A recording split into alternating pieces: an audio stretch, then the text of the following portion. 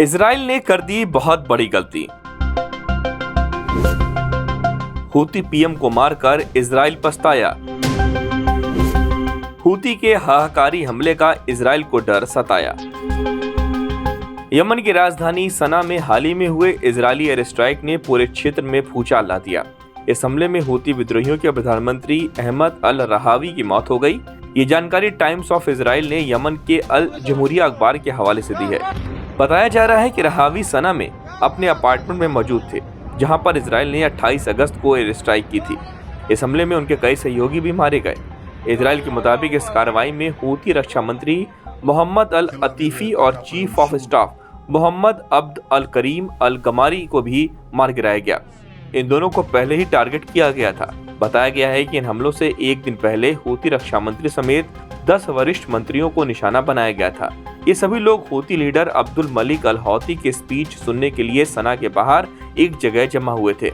इस पूरे ऑपरेशन की मंजूरी इजराइल के रक्षा मंत्री योआव गैलेंट, प्रधानमंत्री बेंजामिन नेतन्याहू और आर्मी चीफ जनरल इयाल जमीर ने मिलकर दी थी।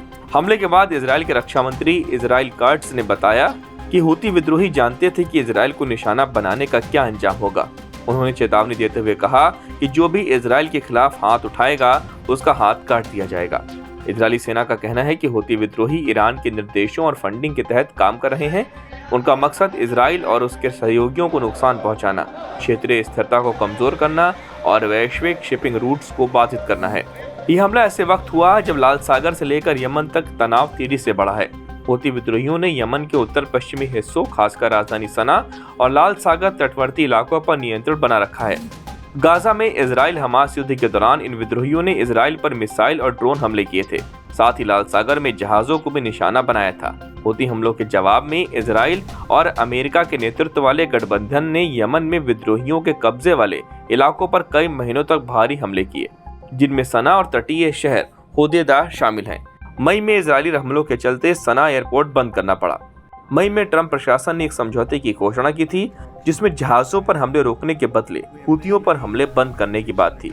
हालांकि हूती विद्रोहियों का कहना है कि समझौते में इजरायली ठिकानों पर हमले रोकने की कोई शर्त नहीं थी, लेकिन अब हूती पीएम और रक्षा मंत्री को मारकर इजराइल ने आग को भड़का दिया है। हूती बदले की आग में जल रहा है। जल्द ही हूती की मिसाइलें यमन से इजराइल के लिए कूच कर सकती हैं।